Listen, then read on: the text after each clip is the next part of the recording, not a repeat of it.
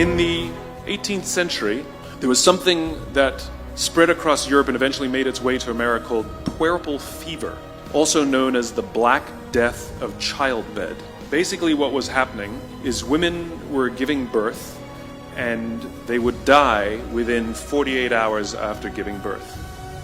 This Black Death of childbirth was the ravage of Europe, and it got worse and worse and worse over the course of over a century. In some hospitals, it was as high as 70% of women who gave birth who would die as a result of giving birth. But this was the Renaissance.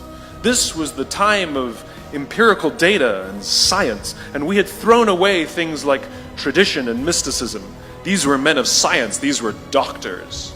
And these doctors and men of science wanted to study and try and find the reason for this Black Death of childbed, and so they got to work studying, and they would study the corpses of the women who had died.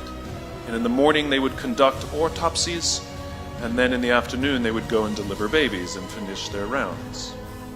And it wasn't until somewhere in the mid-1800s that Dr. Oliver Wendell Holmes, father of Supreme Court Justice Oliver Wendell Holmes, realized that all of these doctors who were conducting autopsies in the morning weren't washing their hands before they delivered babies in the afternoon. And he pointed it out and said, "Guys, you're the problem." And they ignored him and called him crazy for 30 years. Until finally somebody realized that if they simply washed their hands, it would go away. And that's exactly what happened.